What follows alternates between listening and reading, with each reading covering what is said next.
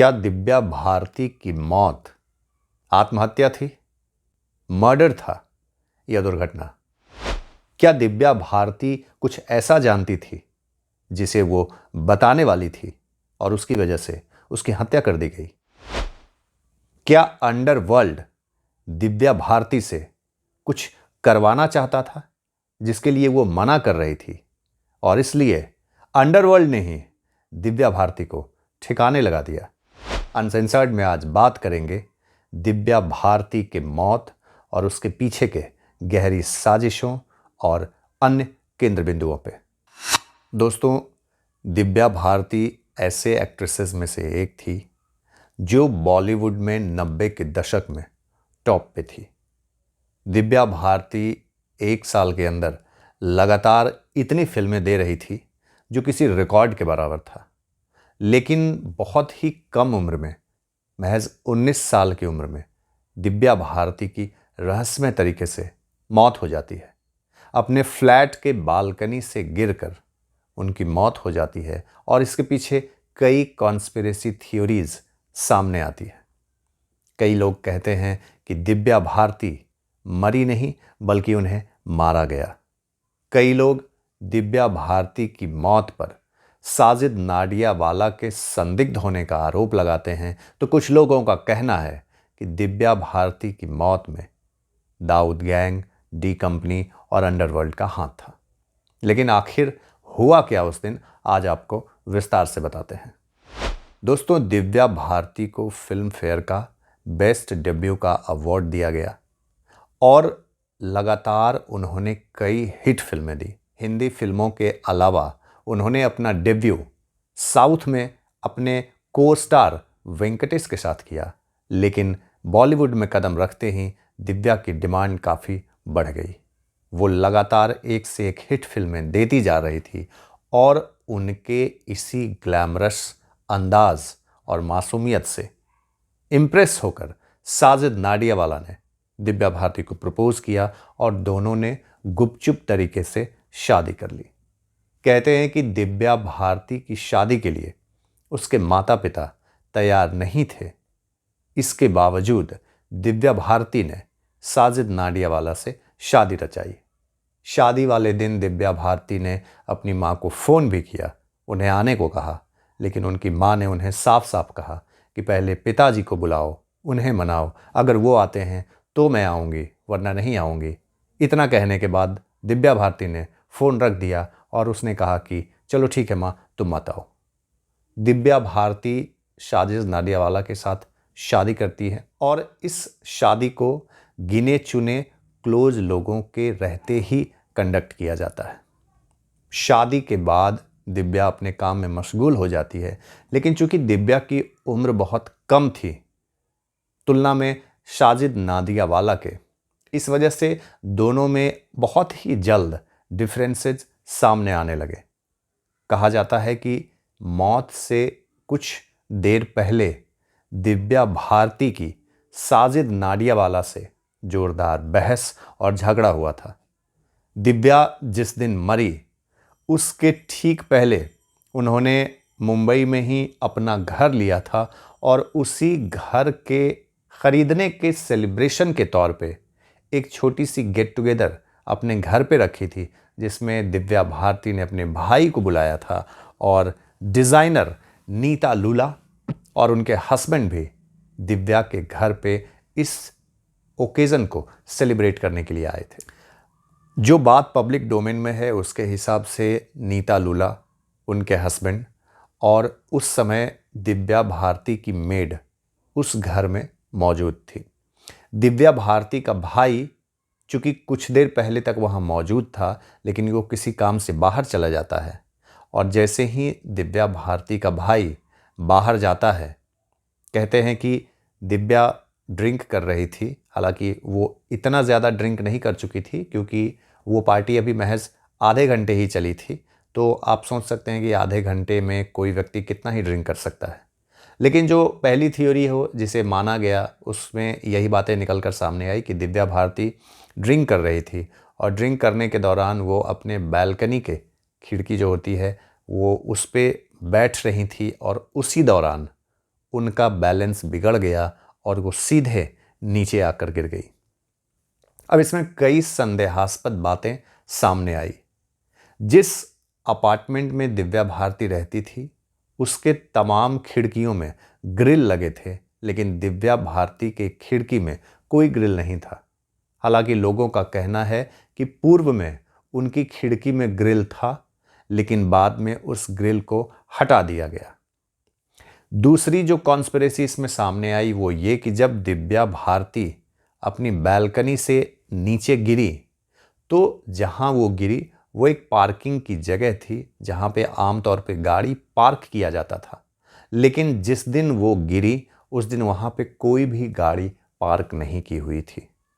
ये बातें कई संदेह की ओर, कई साजिश की ओर इशारा करती है। और कहने और सुनने को ये भी मिलता रहा कि चूंकि दिव्या भारती ने एक प्रेस कॉन्फ्रेंस के दौरान ये अनाउंस किया था कि 1994 में वो एक बड़ा खुलासा करेंगी, ठीक इसके बाद उनकी मौत हो जाती है 93 में। 25 फरवरी 1974 को दिव्या का जन्म हुआ और 5 अप्रैल 1993 को दिव्या की मौत हो गई। दोस्तों, 12 मार्च 1993 को मुंबई बॉम्ब ब्लास्ट भी हुआ था और उसके ठीक बाद दिव्या की मौत हो जाती है। ये भी कहा जाता है कि दिव्या भारती के मौत में अंडरवर्ल्ड और दाऊद के कुछ लोगों का हाथ होने का साजिश से भी इनकार नहीं किया जा सकता। कई लोगों का कहना है कि साजिद नाडियावाला के भी दाऊद इब्राहिम के साथ संबंध रहे और उस समय, उस दौर में डी कंपनी बॉलीवुड में बहुत बड़े पैमाने पे पैसे इन्वेस्ट करती थी। बैकडोर से जितनी भी फिल्में बनती थी उसमें दाऊद का पैसा लगता था। साजिद नाडियावाला, सलमान खान और ऐसे कई लोग थे जो डी कंपनी के फाइनेंस किए गए फिल्मों में काम कर रहे थे।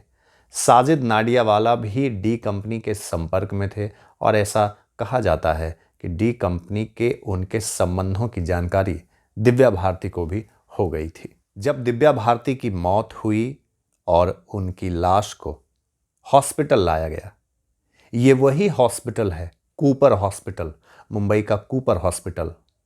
बड़ा ही बदनाम ही कह सकते हैं, क्योंकि इस हॉस्पिटल में कई संदिग्ध, सनसनीखेज और संदेहास्पद मौत के केसेस आए रहते हैं। इसी हॉस्पिटल में, इसी कूपर हॉस्पिटल में सुशांत सिंह राजपूत भी मौत के बाद लाए गए थे। और इस कूपर हॉस्पिटल का कुछ ऐसा इतिहास ही रहा है कि जितने भी डिस्प्यूटेड, विवादास्पद मौत, आत्महत्या होती है, उन सारी लाशों को इसी कूपर हॉस्पिटल में लाया जाता है। कूपर हॉस्पिटल में जब दिव्या की लाश लाई गई तो सबसे पहले उसके पिता और दिव्या के भाई वहां पहुंचे। वो दोनों स्तब्ध थे, शॉक्ड थे और ताज्जुब की बात ये थी कि दिव्या की मां वहां नहीं आई थी। कुछ देर बाद जब इस बात की खबर साजिद नाडियावाला को हुई तो वो भी वहां पहुंचे। कहा जाता है कि वो वहां पहुंचने के बाद काफ़ी नर्वस हो गए, उनकी हालत ख़राब हो गई, तबीयत ख़राब हो गई, उन्हें भी अस्पताल में भर्ती करना पड़ा। और सबसे अंत में जो आने वाले शख्स थी वो थी दिव्या भारती की मां। यह भी कहा जाता है प्रत्यक्षदर्शियों के अनुसार कि जब दिव्या भारती की मां अस्पताल आई तो दिव्या भारती के पिता, उनके भाई के बीच और उनकी मां के बीच, उन तीनों के बीच काफ़ी तीखी बहस और नोकझोंक हुई। सबसे पहले तो जब दिव्या भारती के पिता अस्पताल पहुंचे तो वो एक ही लाइन रट मारकर कहे जा रहे थे कि उन लोगों ने उन्हें मार दिया, उन लोगों ने उसे मार दिया। अब ये लोग कौन थे जिसके बारे में दिव्या भारती के पिता बार बार रोने के दौरान कहे जा रहे थे? जैसे ही दिव्या भारती की मां अस्पताल पहुंची, उसके पिता और भाई दिव्या भारती की मां से उलझ पड़े। दिव्या भारती की मां अस्पताल में एक शब्द भी नहीं बोला। वो दिव्या भारती की लाश के पास गई, उसका चेहरा देखा और फिर वापस अपने घर को चली गई। दोस्तों, Divya Bharti school drop out थी। उन्होंने अपनी पूरी पढ़ाई भी नहीं की, सिर्फ 9th तक की पढ़ाई करके स्कूल ड्रॉप आउट करके उन्होंने मॉडलिंग स्टार्ट किया, साउथ में फिल्में करना शुरू किया और बॉलीवुड में आने के बाद उनके कैरियर का ग्राफ काफ़ी ऊपर बढ़ने लगा। कहा जाता है कि जब दिव्या भारती की मौत हुई तो उसके पूर्व उन्होंने कई फिल्में साइन कर रखी थी और 93 में उनकी मौत हुई और 95 तक दिव्या भारती ने फिल्में साइन कर रखी थी। उनकी कुछ फिल्में जिनमें दिव्या भारती को आना था, जिसमें कई फिल्मों की शूटिंग भी थोड़ी बहुत हो चुकी थी लेकिन बाद में रिप्लेस करना पड़ा। जैसे कि मैं आपको बताऊं कि उन फिल्मों में धनवान, लाडला, मोहरा, दिलवाले, विजयपथ, आंदोलन, हलचल, इन तमाम फिल्मों में दिव्या भारती को साइन किया गया था। दिव्या भारती इसके लिए शूटिंग करने वाली थी लेकिन इसके पहले ही दिव्या भारती की मौत हो गई। बताते चलूं कि आपको मैंने अभी बताया कि दिव्या भारती की जब मौत हुई तो उस समय फ्लैट में दिव्या भारती के अलावा वो ड्रेस डिज़ाइनर नीता लूला, उनके हस्बैंड और उनकी मेड थी। कहा जाता है कि जब ये घटना घटी तो दिव्या भारती के मेड से पर्याप्त पूछताछ नहीं की गई और सबसे बड़ी बात कि एक बेहद रहस्यमय तरीके से दिव्या भारती की मौत के ठीक 1 महीने के बाद उनकी मेड की भी मौत हो जाती है। लोग इसे हार्ट अटैक का नाम देते हैं लेकिन कहा जाता है कि इसके पीछे भी एक बड़ा रहस्य छुपा था। जिस तरह सुशांत सिंह राजपूत के मौत के बाद उनके जो सेक्रेटरी थी दिशा शालियान, उनकी भी ठीक इसी तरीके से मौत हुई थी, अपने छत की बैल्कनी से गिरकर।